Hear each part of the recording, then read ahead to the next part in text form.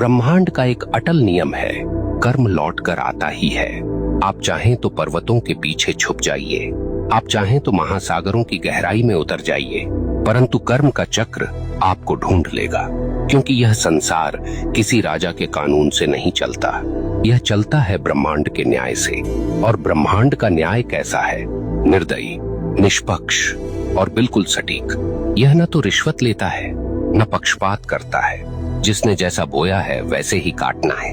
अक्सर लोग पूछते हैं, अगर कर्म इतना ही शक्तिशाली है तो क्या प्रार्थना, तपस्या या दान इसे बदल सकते हैं?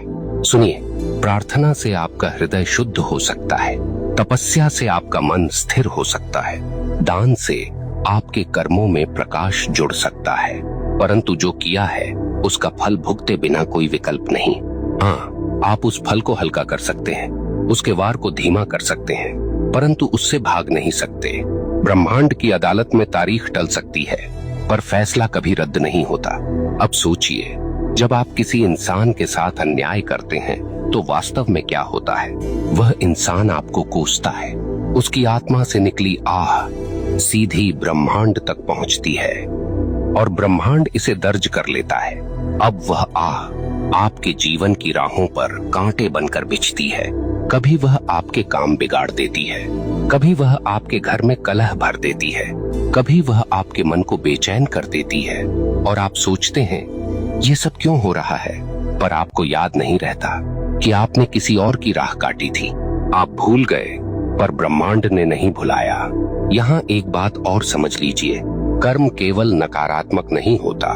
जैसे बुरा कर्म लौटता है, वैसे ही अच्छा कर्म भी लौटता है। कभी किसी को सच्चे दिल से सहारा दिया तो वह सहारा एक दिन आपके लिए दीवार बनकर खड़ा हो जाएगा।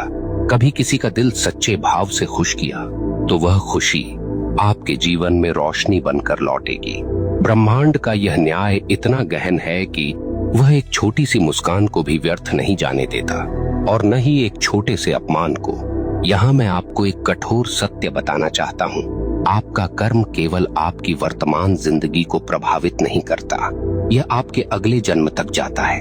हाँ, जो कर्म आपने अधूरे छोड़े हैं, जो गलतियां आपने स्वीकार नहीं की, जो दोष आपने ढोए पर सुधारे नहीं, वे सब अगले जीवन में भी साथ चलते हैं। इसलिए कहा गया है, मनुष्य अपने कर्मों का वारिस है। आप सोचते हैं मैं तो मर जाऊंगा, इससे किसे फर्क पड़ेगा? परंतु मरने से कर्म का खाता बंद नहीं होता।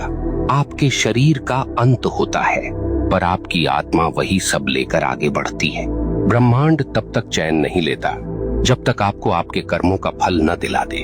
अब आपसे एक प्रश्न पूछता हूँ, क्या आपने कभी देखा है कि कोई बच्चा जन्म लेते ही संघर्ष में होता है और कोई जन्म लेते ही वैभव में? क्या आपने कभी सोचा है क्यों कोई अपंग पैदा होता है और क्यों कोई जन्म से ही स्वस्थ और बलवान? क्यों कोई भूख में जन्म लेता है और क्यों कोई सोने की थाली लेकर? यह सब संयोग नहीं, यह सब कर्म का लेखा है। ब्रह्मांड किसी को बिना कारण दुख या सुख नहीं देता। अब एक और गहरी बात, कर्म केवल व्यक्तिगत नहीं, सामूहिक भी होता है। कभी आपने देखा है कि किसी पूरे समाज पर विपत्ति आती है, पूरा नगर डूब जाता है, पूरा गांव अकाल झेलता है, कभी कभी पूरे राष्ट्र पर संकट आता है। क्यों? क्योंकि उस समाज के सामूहिक कर्म का परिणाम वही होता है। अगर लोग सामूहिक रूप से अन्याय करें, सामूहिक रूप से भ्रष्टाचार करें, सामूहिक रूप से निर्दोषों को सताएं, तो उसका फल सबको भुगतना पड़ता है। यही कारण है कि इतिहास गवाह है, सभ्यताएं उठीं और सभ्यताएं मिट गईं,